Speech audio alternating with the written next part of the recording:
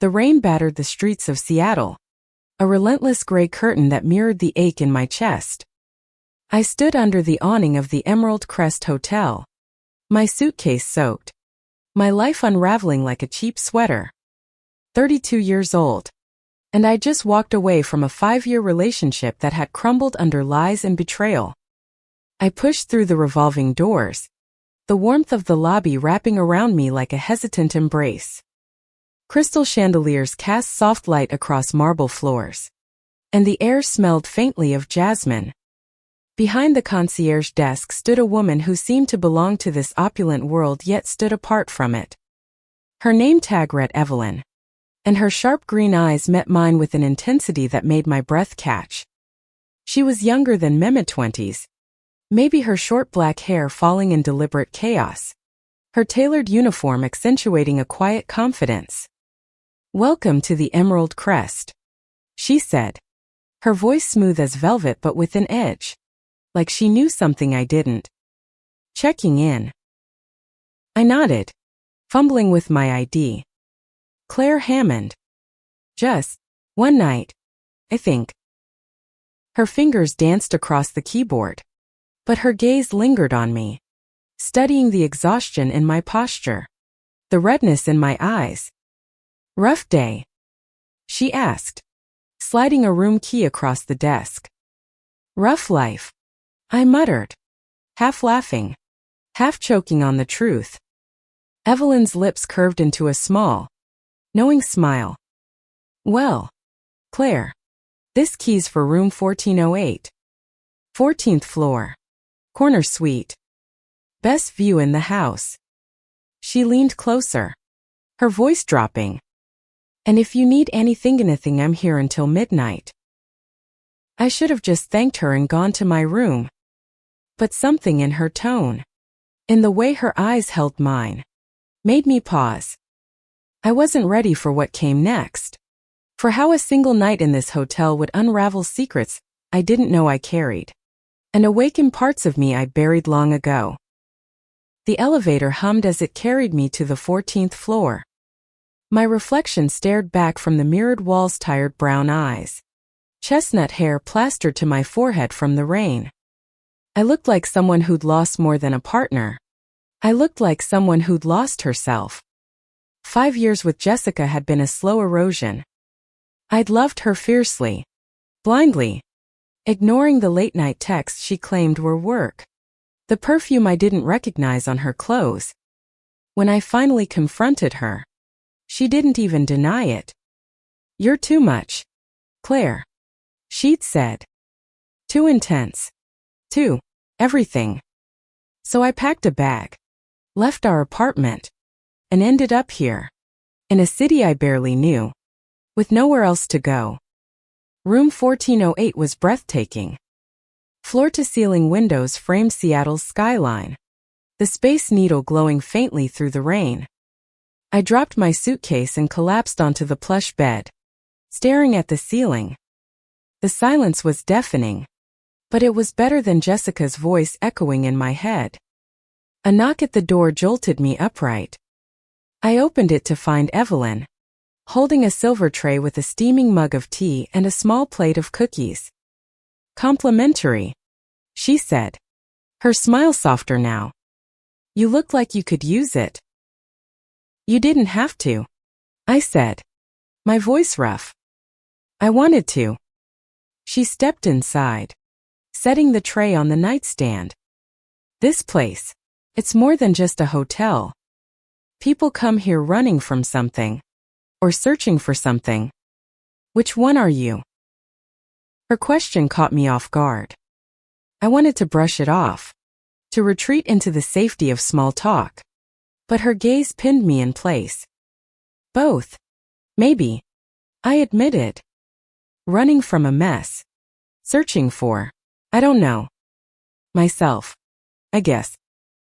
Evelyn nodded, like she understood more than I'd said. "You're not alone in that," she murmured. "This city's full of people trying to find themselves." She lingered by the door, and I noticed the way her fingers fidgeted with the edge of her jacket, a small crack in her polished exterior. "You've been here long?" I asked, desperate to keep her there, to keep this strange connection alive. "2 years," she said. "Long enough to see a lot of stories walk through those doors. Yours feels different." Different how? My heart thudded, though I didn't know why. She hesitated, then smiled faintly. "Like it's not over yet." The next morning, I woke to sunlight streaming through the windows. The rain finally gone. I felt lighter, like the tea and Evelyn's words had loosened something inside me. Downstairs, the lobby was bustling, but Evelyn was nowhere in sight. Another concierge, an older man with a stiff smile, handed me a note. "Claire, had to run an errand. Meet me at Pike Place Market at noon if you're up for it." My pulse quickened. It was just a note, just an invitation, but it felt like a lifeline. I spent the morning wandering the hotel, replaying our conversation. Evelyn's confidence, her quiet intensity, stirred something in me I hadn't felt in years, not since college, when I'd briefly dated a woman before convincing myself it was a phase. Jessica had been my first real love, but even with her, I'd always felt like I was holding back, afraid to be too much. Pike Place Market was a chaotic symphony of colors and sounds, vendors shouting, fish flying through the air, the smell of fresh coffee mingling with salt water. I found Evelyn near a flower stall, her uniform traded for a leather jacket and jeans, her hair even more tousled in the breeze. She looked free. "You came," she said, her grin lighting up her face. "Didn't have anywhere else to be," I said, trying to sound casual, but my voice betrayed me. She laughed, handing me a small bouquet of daisies. "For you. They're simple, but they last." We walked through the market, sharing a coffee and stories. She told me about growing up in a small town, where being openly queer meant being an outcast. "I left at 18, she said. Came to Seattle to be me." Her honesty disarmed me. I told her about Jessica, about the years I'd spent trying to be enough for someone who never saw me. "I don't even know who I am anymore," I confessed, staring at the daisies in my hand. Evelyn stopped walking, turning to face me. "You're Claire. That's a start. The rest, you'll figure it out." Her words were simple, but they hit me like a tidal wave. For the first time in years, I felt seen, not as too much, not as a failure, but as someone worth knowing. The market's energy pulsed around us, but Evelyn's presence was an anchor, grounding me in a way I hadn't expected. We wandered past stalls piled high with apples and handmade soaps, her shoulder brushing mine occasionally, each touch sending a jolt through me. I wasn't ready to name the feeling, but it was there, alive and insistent, like a heartbeat I'd forgotten I had. "You ever feel like you're living someone else's life?" I asked as we paused by the waterfront, the Puget Sound stretching out gray and endless before us. Evelyn leaned against the railing, her green eyes catching the light. "All the time. Back in my hometown. I was playing a role, good daughter, good student, good straight girl." She laughed, but it was sharp, edged with old pain. Then I realized the only person I was fooling was myself.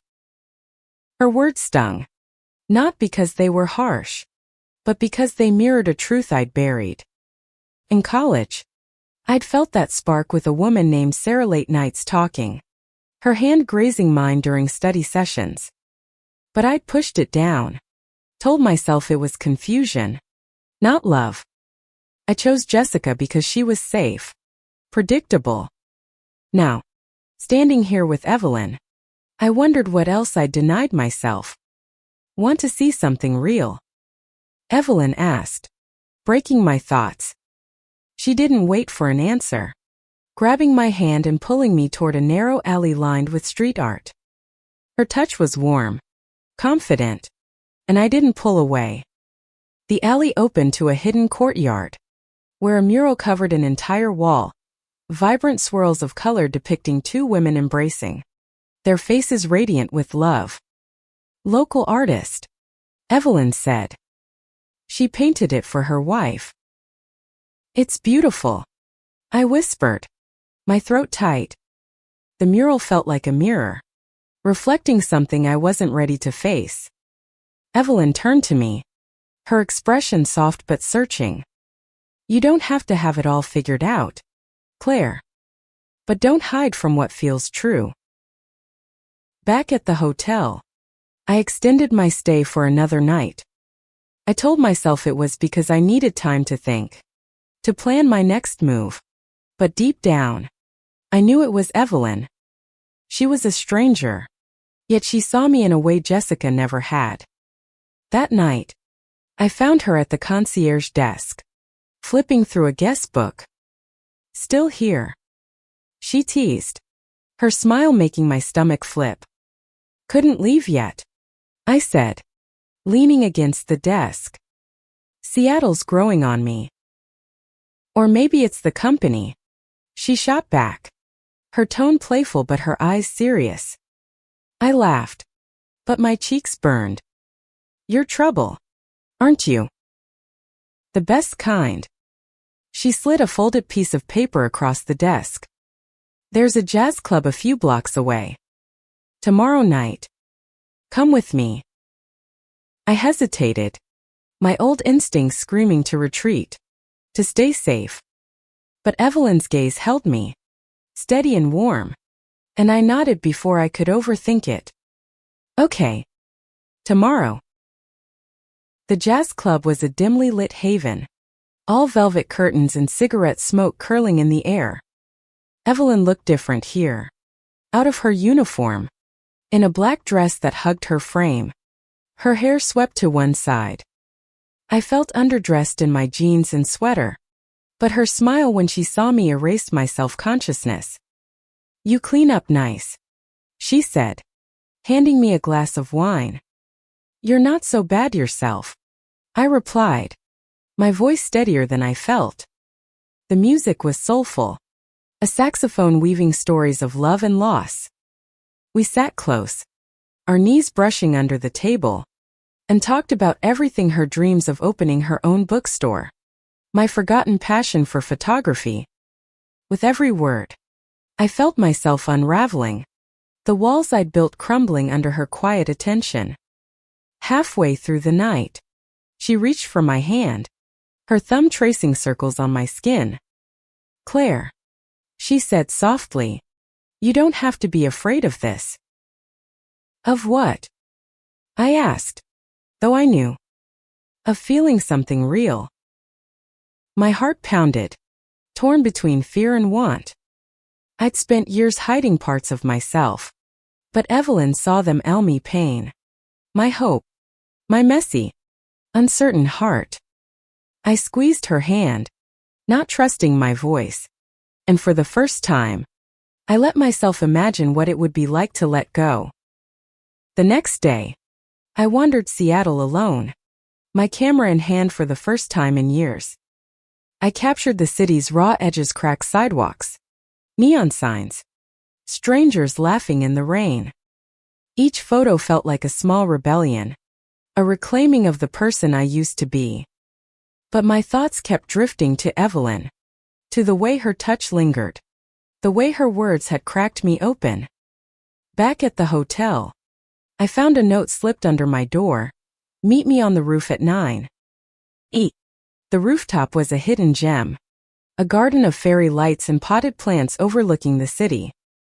Evelyn was there, leaning against the railing, a blanket draped over her shoulders.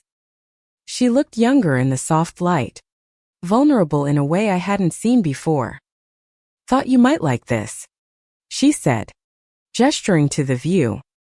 Better than the lobby, right? Much, I said, joining her. The city sparkled below, alive and restless, like the feelings stirring in me. We sat on a bench, sharing the blanket, our shoulders pressed together. She told me about her first love, a girl who broke her heart at 19. I thought I'd never get over it, she admitted. But I learned you can't let one person define you. Her words hit hard. Jessica had defined me for so long, her approval, her betrayal. But here, with Evelyn, I felt like I could be more. Evelyn, I said, my voice trembling. I don't know what I'm doing, but I know I feel something with you. She turned to me, her eyes bright with emotion. Then let's figure it out together. The rooftop air was cool, but Evelyn's hand in mine was warm, steadying the storm inside me. I wanted to lean into her, to let this moment stretch forever. But doubt crept in like a thief. What was I doing? Letting myself fall for someone I'd known for days, when my heart was still bruised from Jessica. Claire, Evelyn said, her voice pulling me back. You're thinking too hard. I laughed. Shaky. How do you know? Your eyes. They give you away. She tucked a strand of hair behind my ear, her touch gentle but electric. Whatever's holding you back, you don't have to carry it alone. I wanted to believe her, but fear was a stubborn guest. What if I'm not ready? What if I mess this up? She smiled, soft and sure. Then we mess it up together. No pressure. No rush. Just a... Her words were a lifeline, and I clung to them. We stayed on the roof until the city lights blurred, talking about nothing and everything, her favorite books, my old dream of traveling the world with my camera. When she walked me back to my room, she paused at the door, her gaze holding mine. Good night, Claire, she said, brushing her lips against my cheek. The kiss was featherlight, but it set my skin on fire. The next morning, I woke with a clarity I hadn't felt in years. I didn't have all the answers, but I knew I wanted to see where this led. I found Evelyn in the lobby, her uniform crisp but her smile warm as ever. Got plans tonight? I asked, surprising myself with my boldness. Her eyes lit up. You asking me out? Claire Hammond. Maybe I am.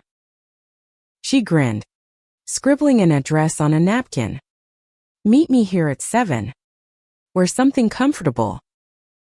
That evening, I arrived at a small community center in Capitol Hill, where Evelyn was waiting outside, her leather jacket swapped for a cozy sweater. Inside, a queer open mic night was in full swing, poets spilling their hearts, musicians strumming soulful chords. Evelyn led me to a table near the stage, her hand resting lightly on my back. This is my favorite place, she said. People here aren't afraid to be themselves. A woman took the stage, reading a poem about loving someone who didn't love her back. Her words cut deep, echoing my years with Jessica. I glanced at Evelyn, who was watching me, her expression unreadable but kind. You okay? She whispered. I nodded, but my throat was tight. Just remembering. She squeezed my hand under the table. You're not that person anymore. You're here. With me. The rest of the night blurred into laughter and shared glances. The kind that felt like secrets only we understood. When a slow song played, Evelyn pulled me to the dance floor, her arms wrapping around me. I let myself melt into her, the world fading until it was just us, swaying to the music. The next day, reality intruded. My phone buzzed with a text from Jessica. Can we talk? I miss you. I stared at the words, my stomach twisting. Part of me wanted to ignore it, to stay in this bubble with Evelyn, But another part, the part still tethered to 5 years of history, felt the pull. I didn't respond, but the message lingered like a shadow. I found Evelyn at the hotel bar, where she was helping with a delivery. She noticed my mood instantly. "What's wrong?" I showed her the text, my hands shaking. "I don't know what to do." Her jaw tightened, but her voice stayed calm. "Do you want to talk to her?" "I don't know," I admitted. I thought I was done, but she was my life for so long. Evelyn set down the crate she was holding, her eyes searching mine. "Claire, you deserve someone who sees you, who chooses you every day. If that's not her, you need to let her go. For good." Her words were a knife, cutting through my indecision. I wanted to believe I could move on, but Jessica's text had reopened wounds I thought were healing. "Let me help you," Evelyn said, softer now. "Come with me tomorrow. I've got a day off, and I know a place that'll clear your head." The next morning, Evelyn drove us to Olympic National Park, the city giving way to towering pines and mist-shrouded mountains. We hiked a trail to a secluded lake, the water so clear it mirrored the sky. Evelyn spread a blanket, and we sat, sharing sandwiches and stories. "Tell me something no one else knows," she said, lying back on the blanket, her hands behind her head. I hesitated, then spoke. "When I was a kid, I used to write letters to my future self, promising I'd never settle for less than I deserved. Somewhere along the way, I forgot that." She turned to me, her gaze soft. "You're remembering now. That's what matters." I looked at her, at the way the sunlight caught her hair, and felt a pull stronger than fear. "Evelyn, I'm scared, but I want this, whatever this is, with you." She sat up, closing the distance between us. "Then let's be scared together." Her lips met mine, soft and certain, and for the first time, I didn't hold back. The kiss was a promise, a beginning, and it drowned out Jessica's voice in my head. The kiss lingered on my lips long after we left the lake, the memory of Evelyn's warmth anchoring me against the uncertainty swirling in my chest. Back in Seattle, the city felt different, brighter, sharper, like I was seeing it through new eyes. But Jessica's text still haunted me, a ghost I couldn't quite banish. I didn't tell Evelyn about the second text that came that night. I made a mistake.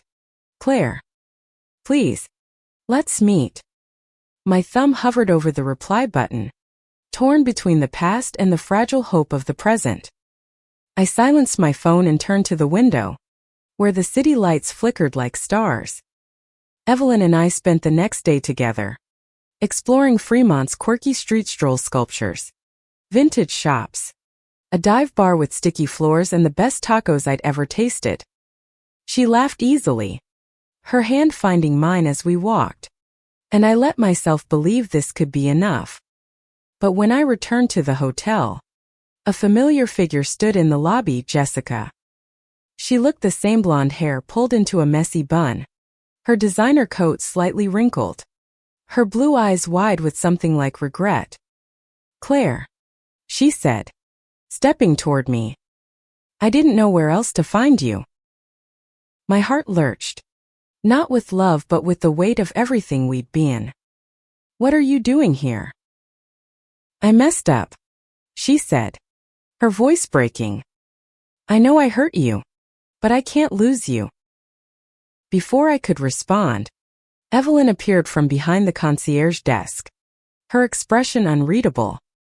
"Everything okay, Claire?" Jessica's eyes darted between us, narrowing. "Who's this?" "Evelyn," I said, my voice steady despite the chaos inside. "She's a friend." Evelyn's jaw tightened, but she nodded. "I'll be at the desk if you need me." Jessica and I sat in the hotel cafe, the air thick with tension. She spilled apologies, promises to change, but her words felt hollow, like echoes of a life I no longer wanted. "I know I wasn't fair to you," she said, reaching for my hand. "But we can fix this." I pulled back, the memory of Evelyn's kiss sharper than Jessica's touch. "You didn't just hurt me, Jess. You made me feel like I wasn't enough. I can't go back to that." Her face crumpled, but I saw it now, the manipulation in her tears. The way she'd always known how to pull me back. "You're different," she said, almost accusingly. "Is it her? The concierge?" I didn't answer, but my silence was enough. She stood, her voice cold. "You're throwing away 5 years for a fling." "It's not a fling," I said, surprising myself. "It's real." She left without another word, and I felt both lighter and heavier, like I'd shed a weight but picked up a new one. I found Evelyn at the desk, her eyes guarded. "She's gone," I said. "For good." Evelyn nodded, but there was a distance in her expression. "You sure about that?" "I'm sure," I said, stepping closer. "I choose you." Her face softened, but doubt lingered. "Claire, I don't want to be your rebound. You need to be sure." "I am," I insisted, but her words planted a seed of fear. Was I rushing into this, chasing a feeling to escape my pain? The next day, I checked out of the Emerald Crest, but not out of Evelyn's life. We met for coffee, then dinner, then late-night walks along the waterfront. Each moment with her felt like a brushstroke, painting a picture of who I could be: braver, freer, truer. But Jessica's words echoed in quiet moments, and I wondered if I was building something real or just running from ghosts. One evening, Evelyn took me to a photography exhibit in Belltown, where black and white prints captured raw, human moments. "This could be you," she said, pointing to a photo of a woman laughing in the rain. "You've got that kind of eye." I blushed, her belief in me both thrilling and terrifying. "I haven't shot anything serious in years." "Then start now," she said, handing me a flyer for a local photography contest. "You've got a story to tell, Claire. Don't keep it locked away." That night, I dug out my camera and started shooting again, capturing Evelyn in candid moments: her laugh, her quiet focus, the way her eyes softened when she looked at me. Each photo felt like a step toward reclaiming myself, but also a step closer to her. A week later, I entered the contest, my portfolio a mix of Seattle's streets and Evelyn's unguarded moments. Waiting for the results was nerve-wracking, but Evelyn was there, her presence a steadying force. The night of the exhibit, she held my hand as we walked through the gallery, my photos displayed alongside others. "You did this," she whispered, her breath warm against my ear. "You're incredible." One of my photos, a shot of her laughing at Pike Place, daisies tucked into her hair, won second place. The crowd applauded, but all I saw was Evelyn, her pride shining brighter than any award. Later, under the gallery's soft lights, I kissed her, not caring who saw. "Thank you," I said, "for believing in me." She smiled, her fingers tracing my jaw. "Always." The gallery lights faded behind us as we stepped into the cool Seattle night, Evelyn's hand warm in mine. The city hummed with possibility, and for the first time, I felt like I belonged here, not just in Seattle, but in this moment, with her. But beneath the joy, a quiet fear lingered. Could I trust this happiness? Or was it just a fleeting escape from my past? We walked to a nearby diner, the kind with neon signs and vinyl booths. Over milkshakes and fries, Evelyn told me about her dream bookstory, a cozy space with mismatched chairs and a corner for local artists. I want a place where people feel safe to be themselves, she said, her eyes bright with passion. I leaned across the table, caught in her vision. I'd love to photograph it. Every corner, every story. Her smile was electric. Deal. But only if you're there to open it with me. Her words hung between us, a promise and a challenge. I wanted to say yes, to dive headfirst into this life with her. But Jessica's shadow still loomed. Not her presence, but the damage she'd left me, fear of being too much, of not being enough. The next morning, I woke to a voicemail from Jessica. Her voice was soft, pleading. Claire, I'm sorry. I'm getting help. Can we just talk? I deleted it, but the weight stayed. Evelyn noticed my distraction when we met for lunch. She's still in your head, isn't she?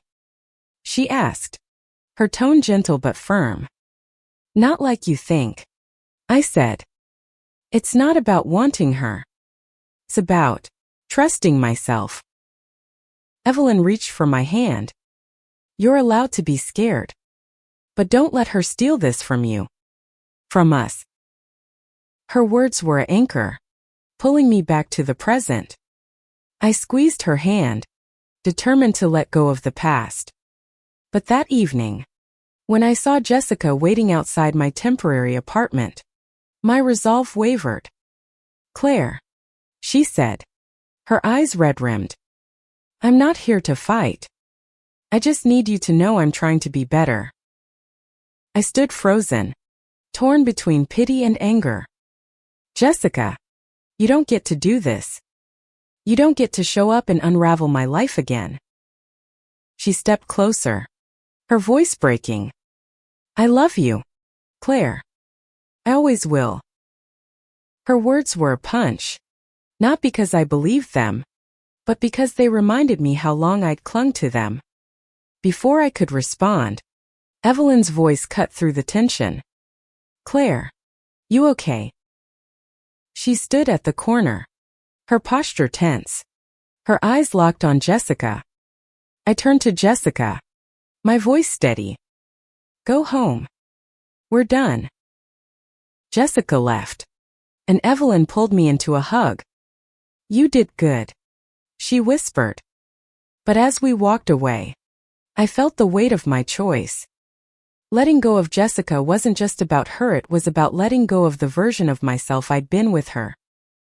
Over the next week, Evelyn and I grew closer, our days filled with small, perfect moments, cooking dinner in her tiny apartment, dancing to her old vinyl records, kissing under the stars at Gasworks Park. But the closer we got, the more I felt the pressure to be sure, to not hurt her the way Jessica had hurt me. One night, as we lay in her bed, her head on my chest, she asked, "What's holding you back?"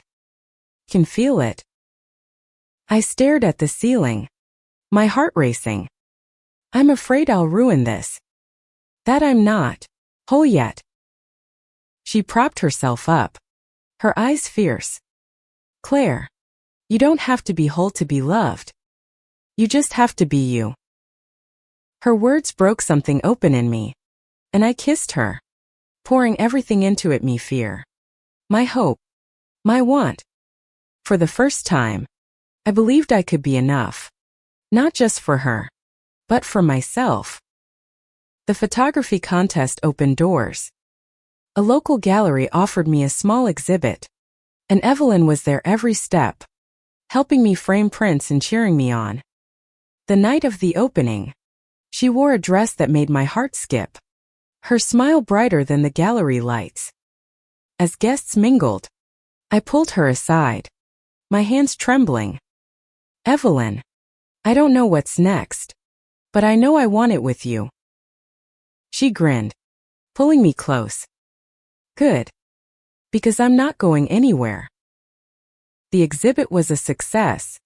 But the real victory was the certainty growing in me. I was falling for Evelyn, not as an escape, but as a choice to be brave, to be true. The weeks that followed were a blur of color and light, each day with Evelyn painting over the grayscale of my past.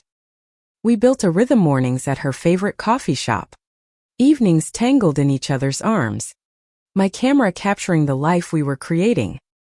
But beneath the joy, a quiet question lingered. Could I build a future with her without the ghosts of my past pulling me back? One rainy afternoon, we sat in her apartment, surrounded by stacks of books and half-finished mugs of tea. She was sketching plans for her bookstore, her brow furrowed in concentration. I watched her, my heart swelling with a love I hadn't dared name until now. "Evelyn," I said, my voice soft, "I think I'm falling for you." She looked up, her green eyes wide, then softening. "Took you long enough to say it." She crossed the room, kneeling in front of me. "I'm falling for you too, Claire. Have been since you walked into that lobby." Her confession was a spark, igniting something fierce and certain in me. We kissed, slow and deep, and for the first time, I didn't question if I deserved this. But life has a way of testing certainty. A week later, I got a call from a gallery in Portland, offering me a residency to document the city's queer community. It was a dream opportunity, but it meant leaving Seattle and Evelyn for 3 months. I told her over dinner, my hands twisting in my lap. "It's a chance to build something real with my photography," I said. "But I don't want to lose what we have." Evelyn's face was unreadable for a moment. Then she smiled, though it didn't reach her eyes. "Claire, this is huge. You have to go." "What about us?" My voice cracked, fear creeping in. "We'll figure it out," she said, reaching for my hand. "I'm not letting you go that easily." Her confidence steadied me, but doubt gnawed at the edges. Long distance was a risk, and I'd already lost so much. That night, as we lay together, I traced the lines of her face, memorizing every detail. "Promise you'll wait for me," I whispered. "I promise," she said, kissing my forehead. "But you have to promise to come back." The move to Portland was a whirlwind. The city was vibrant, its streets alive with stories waiting to be captured. I photographed drag queens, activists, couples holding hands in the rain, each image a step toward the artist I'd forgotten I could be. But every night, I called Evelyn, her voice a tether across the miles. One evening, she surprised me with a video call, her face glowing in the light of her apartment. "Look what I found," she said, holding up a sketch of her bookstore, now with a sign that read Hammond & Co. My breath caught. "You're naming it after me."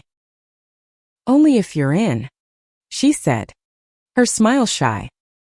"I want this to be ours." Tears pricked my eyes. "I'm in. All the way." But distance wasn't easy. Some nights, her voice sounded strained, her shifts at the hotel leaving her drained. I worried she'd grow tired of waiting, that I'd lose her to the space between us. When I voiced my fears, she laughed softly. "Claire, I'm not going anywhere. You're stuck with me." 2 months into the residency, I hit a wall. The pressure to produce, the loneliness of a new city, and the ache of missing Evelyn weighed me down. One night, I broke down during our call, my voice shaking. "What if I'm not good enough for this? For you?" Evelyn's face softened, but her voice was firm. "Claire, you're more than enough. You're out there living your truth, and I'm so damn proud of you. Don't give up now." Her words pulled me back from the edge. I threw myself into the work, pouring my heart into every photo. When the residency ended, my exhibit was a hit, with galleries in Seattle and San Francisco requesting shows. But all I could think about was getting back to Evelyn. The day I returned to Seattle, the city felt like home. Evelyn met me at the station, her arms wrapping around me before I could drop my bags. "You did it," she whispered, her voice thick with emotion. "We did it," I corrected, kissing her under the station's flickering lights. That night, we celebrated at the Emerald Crest, where it all began. The lobby was the same, but I was different, stronger. Sure, ready to build a life with her. Back in Seattle, the pieces of my life began to fit together.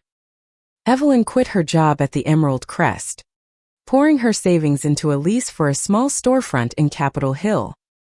We spent weekends painting walls, building shelves, and arguing over which books deserved prime spots. My photos lined the walls, a gallery of moments we'd shared and stories I'd captured in Portland. One evening, as we sat on the bookstore's unfinished floor, surrounded by paint cans and dreams, Evelyn took my hand. "Claire, this is it. Our future." I looked at her, at the life we were building, and felt a certainty I'd never known. "I love you," I said, the words spilling out like they'd been waiting forever. "I love you too," she replied, her voice steady, her eyes bright. We kissed, the world fading until it was just us, two women choosing each other against all odds. The bookstore, Hammond & Co., opened on a crisp fall morning. The community showed up in droves, friends from the open mic nights, artists from my exhibits, even some familiar faces from the hotel. Evelyn glowed, welcoming everyone with her infectious warmth, while I snapped photos, capturing the joy of the day. But the past wasn't done with me. A week after the opening, Jessica appeared at the bookstore, her face a mix of regret and resolve. "I just needed to see you," she said, her voice low. "To know you're okay." I stood behind the counter, Evelyn's presence a quiet strength beside me. "I'm more than okay," I said. "I'm home." Jessica nodded, her eyes lingering on Evelyn, then me. "I'm glad," she said, and for the first time, I believed her. She left, and I felt no pull to follow. The door had closed, and I was finally free. Months later, the bookstore became a haven, not just for us, but for anyone seeking a safe space. We hosted poetry nights, art shows, and quiet evenings where people could just be. My photography career flourished, with exhibits across the West Coast. But Seattle and Evelyn remained my anchor. One night, as snow fell outside, we sat by the bookstore's fireplace, wrapped in a blanket. "You changed everything," I told her, my voice soft. "That room key, it wasn't just for a room." She laughed, pulling me closer. "It was for your heart, Claire. And I'm keeping it." We built a life, not perfect, but real, full of love, laughter, and the courage to be ourselves. The hotel concierge gave me more than a room key. She gave me a chance to find myself, to love fiercely, and to never look back.